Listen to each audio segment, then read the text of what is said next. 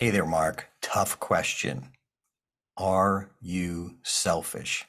Ooh, that's almost mean. It is almost mean, but if we're going to be unforgettable, we got to ask ourselves the tough questions. Are you a selfish presenter? Anyone can give a presentation. Few deliver unforgettable presentations. What's the difference? You're about to find out. Welcome to the Unforgettable Presentations Podcast with your hosts, world champion speakers and coaches Mark Brown. Your life tells a story, and there's someone out there who needs to hear it. And Darren LaCroix. Stage time, stage time, stage time. Ready for some powerful presentation ahas? Let's dive right in.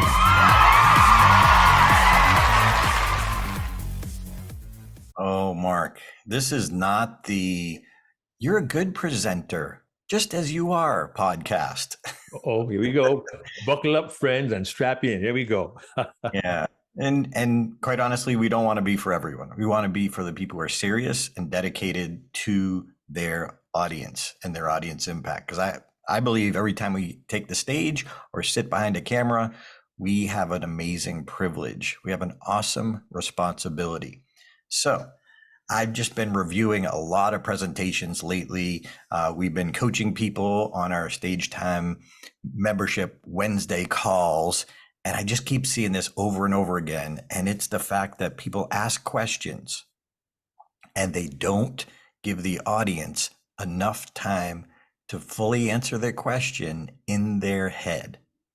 So they may pause, but they don't pause long enough for that question. Because depending on the question you ask, it could be a simple question like, have you ever been to Vegas? Okay. Well, if you and I were having a conversation, you're either going to say yes, no, or I was too drunk to remember. Sorry. It's a simple question. But if I ask you about a favorite childhood memory on a birthday, you need to take some time and reflect on that to really go back and answer that in your mind, because that's where, for you and your listener, that's where the connection happens. Right. You ask a question, I go to a memory in my life, and that question is, okay, I grab onto that moment, and now I bring that moment to your presentation. What's cool as a presenter is we didn't create that moment. We're just asking our audience to access that moment, to see the relevance in their life now of what we're talking about, of our expertise, of our topic. So, Mark, I think sometimes we pause because we want to, but we must pause to allow the audience to fully digest, to fully ask the question or answer the question in their mind, and let them reflect on it for just a moment. And you and I see this over and over and over again. And I just thought this needs to be a podcast in and of itself. Well, I'm glad you brought this up, Darren, because we don't want people to think we're discussing a pause for the sake of pausing so you can breathe or you can move across stage. What we're asking you to do is think about your audience. And I must share a brief anecdote. Darren, you won't even remember this, but you and I were both at an event some time ago where we heard other speakers who are venturing into the professional world.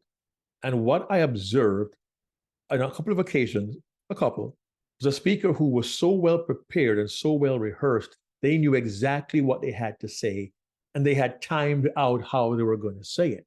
They had built in a pause here, a reflective look here, a motion toward the audience there, and everything was, shall we say, choreographed. And I could tell they had worked really hard, planned, prepared, practiced, and now they're going to present it. However, what was missing for me was the connection to me as an audience member, because the pauses that were inserted were perfect for them as a speaker, for their rhythm and for their movement. But it didn't give me time to reflect on what they were saying. And all too often, I find when I hear, it doesn't matter who the presenter is or what the topic is, invariably, I will hear a reference, a statement, or even a question that triggers a memory from my own life, from my childhood, from my youth, from my early parenting, or from being newly married a gazillion years ago. But there is a memory that is triggered by the statement, by the question. So here it is. One tip for you to not appear, quote unquote, selfish to the audience is to look at them. When I say look at them, I mean see them. It is difficult in a hybrid or virtual environment to get a good picture of what the audience is feeling. But every opportunity you get when you're live, look at the audience. Darren often talks about the head nod, the heads go down to write something down. They're telling you this is important to them. And there are times you and I will deliberately insert language, a question, or a statement that we want the audience to get. It's a moment in our presentation. The question becomes, do we give them time to experience the moment? Or are we selfishly continuing with our presentation because we have got to get through the material? We prepared it, we researched it, we rehearsed it, therefore we have to deliver it. Or is there a time when an extra 2 or 3 second pause? I will put the brakes on my agenda, so to speak, and respond to what the audience is showing me, what they're saying to me, what they need to absorb. This I was guilty of many a time, but I have learned, friends, to be less selfish, because when I say, I don't mean to be mean, but in a sense, I did the work, I did the research, I rehearsed, I planned, I wrote the speech. I deserve a chance to give them everything I have. But is the focus really on them? And I had to really check myself and say, wait, it's for the audience. And there have been times, don't tell anybody this, Darren or friends, I have not completed my planned presentation because I saw where something I said was impactful and I needed to let it sit with the audience. Last thought on this point here, Darren, is this. I learned so much about this when I speak to middle and high school audiences. Those audiences respond to you in a different way. And I could see in the minds and lives of these kids, I could see at times by their sweaty eyeballs, I had touched a chord. I couldn't just soldier on with what I had planned to do. I had to give them a chance to absorb it, to respond to it, and to be emotionally invested in it. So I plead with you, listen to your audience, look at them, and respond to what they're telling you, because they are the reason you are on that platform. A new foundational phrase, Mark. Without reflection, there is no connection. Ooh, I'm going to write that one down. Without reflection, there is no connection. We got to remember it's for them. So what we're also saying is, like, look, you can pause for effect, but we're saying pause to allow them to reflect. Right. And I learned from my other coach, David McElhaney, that he called it, okay, Darren, right there, you need a 3 heartbeat pause. Say second, because second is logical. Heartbeat is feeling. Emotional, yeah. Good point. When you pause in front of 20 people, the pause is going to be a certain length. When you pause in front of 200 people, the pause should be different, because it's almost like this wave of reflection needs to go out and come back to you. When you're in front of 2,000 people, it's going to be even a different pause, because it has to hit that back row. And you'll feel it. When you're connected, you'll feel it. You'll know just how long it needs to be. But we need to know logically in our head, okay, when I say a statement and it gets a big reaction, or I know they need to answer this in their head and it's much more than a yes or no question, I've got to give them space. It's my responsibility to give them space. Otherwise, I am selfish. And Mark, you know, one of the things that we tease is the Ed Tate scan. And that's because to give yourself something to do, because it can feel uncomfortable pausing for too long. But if you know there's 1 or 2 or maybe even 3 places that really need that extra long pause, what can you do? Well, we suggest you look at somebody over on the left side for a moment then you move to someone in the middle for a moment, and then you make eye contact with somebody on the other side for a moment. This gives the speaker something to do, but you're connecting. You're not machine gunning. Da da da da da da da. Yeah, right. You're actually, for a moment, connecting with one person on one side, one person in the middle, and one person on the left side. And what I recommend too is if they're nodding, yeah, you get it. Don't go into more content yet, but you can, yeah, you get it. And even point to that person, or like, you get it. You understand. Somebody nodding or somebody shaking their head, depending on your question. Acknowledge. And then other people like, oh, what did they get that I didn't get? Now you're bringing the whole audience in to make sure they saw the importance of that moment. Yeah, and acknowledging the physical reaction, the head nod, maybe a smile. Yeah, that also shows the audience, hey, I have time for you. I have time for your response. I'm not rushing to get through my content. No, please do not get me wrong. We're not bashing anyone who does this. We have seen many inexperienced presenters and emerging presenters who don't realize that it isn't all about getting all our content into their hands. Very often we see presenters doing a keynote, 25 minutes. Well, right now it's about 32. It's too long. I got to cut it down because we want to give the audience so much. There's nothing wrong with that. But I will say this, you cannot give the audience everything you know in a 20, 30, or 45-minute keynote. It's not going to happen. Give them what they need in the moment and make sure they understand you are there for them. And the nod, the smile, the acknowledgement is powerful. So the audience says, yes, the speaker is not just speaking at me. They're speaking to me. They're speaking with me, and they're connecting with me. That is a sign of the unselfish presenter who was giving the audience not just their content, but the chance to make a connection. You combine your content with a connection, and then you will become unforgettable. Amen. Amen. We've got to cut points, cut words, but not cut pauses. And that's why for people who are Toastmasters, we see people writing an 8-minute speech and trying to squeeze it into 7. Yeah. Well, now you have no time to pause because you got to get all your words in. You got to get all your words in. You got to get all your words in. Well, it's not about getting the words in. It's not about saying. It's about them hearing what you say. Just, I want to grab people by the collar and say, it's a Boston term. One thing you need to do to make your presentation better, shut up. Shut up.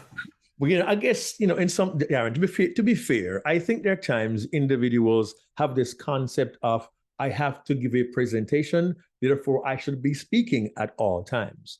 It's this, you did some media, acting and so on, maybe you didn't do radio, but I was told that in radio, one of the biggest sins is to leave dead air when you're on the air.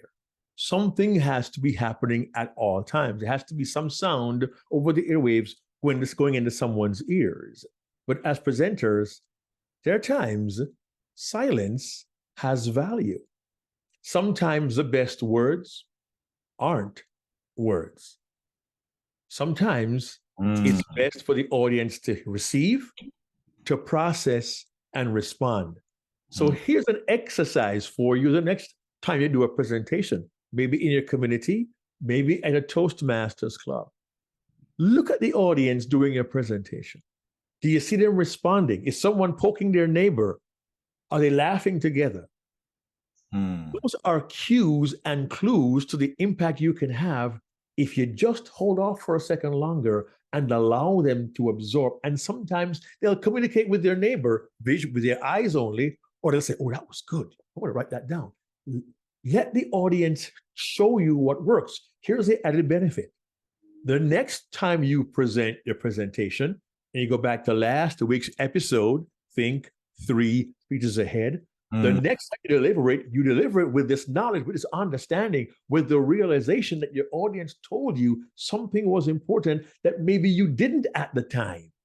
But now, next time, I can use what they told me and I won't speak in that moment. You test it out again. If 2, 3 audiences are all doing the same thing, they're telling you, as Darren says, shut up. Don't be selfish. Let them enjoy the experience.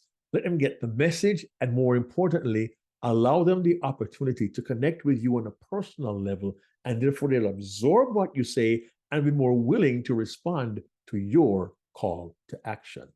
One of my favorite sayings in coaching and teaching presentation skills at the highest level is the most important part of a presentation is the thought process in the audience's mind. Is not what you say, it's how they hear and reflect on what you say. It's not your slides, it's what they think about your slides. It's not your opening, it's what they think about your opening.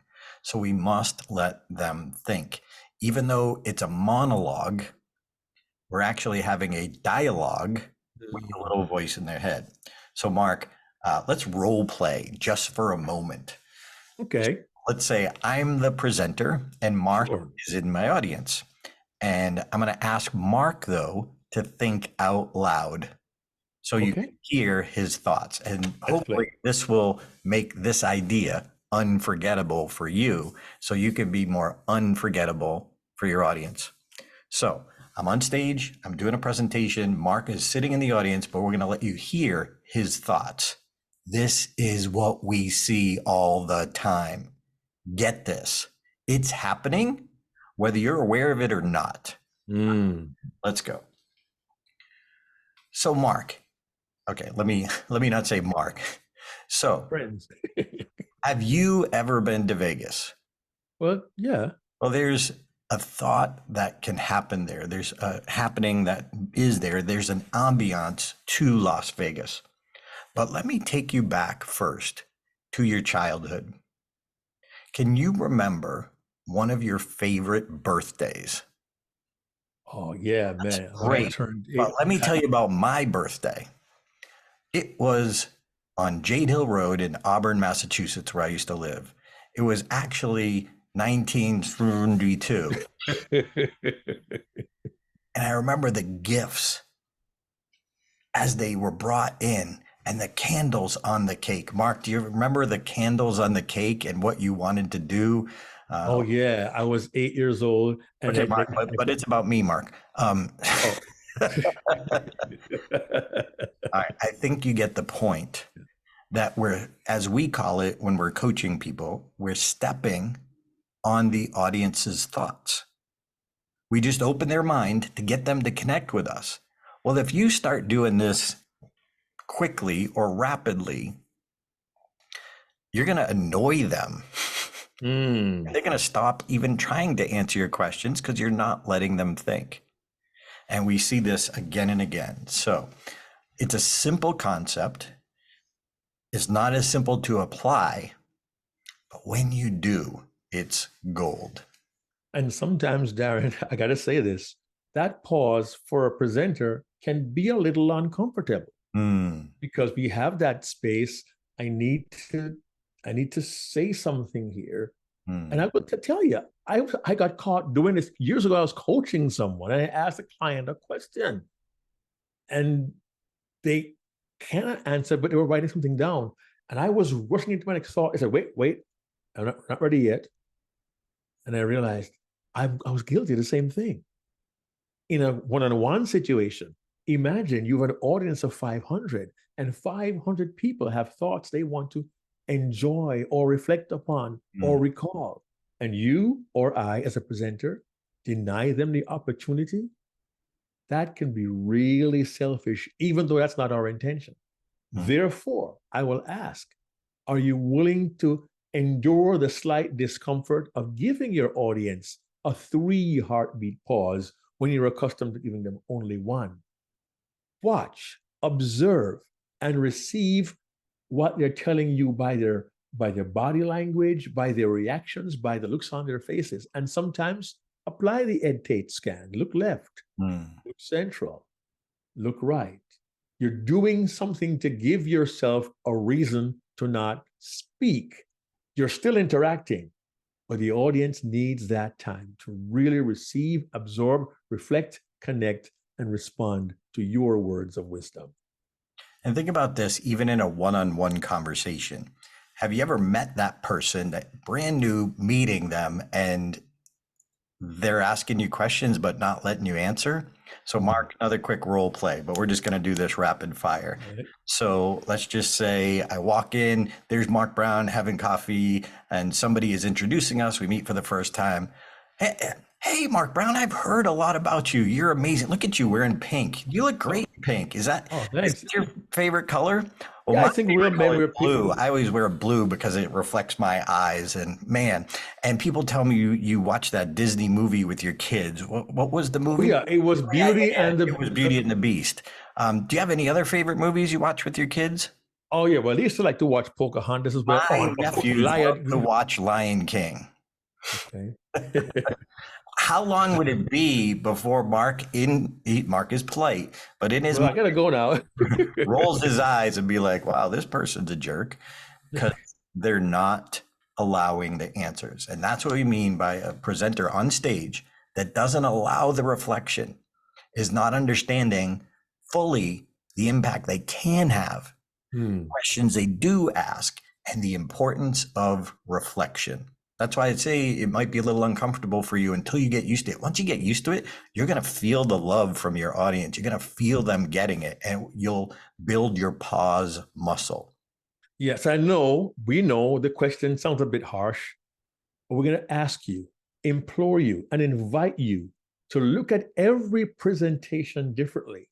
Give the gift to the audience that they deserve, and please do not be a selfish presenter. Tell your friends about the podcast. We'll see you next week. Hey there, this is Darren LaCroix. Thanks for checking out this podcast episode on YouTube. If you want all of them, not every one is on YouTube, check out your favorite podcast platform so you don't miss an episode. Keep being a sponge so you can be unforgettable. Check out StagetimeUniversity.com, where good presenters become unforgettable.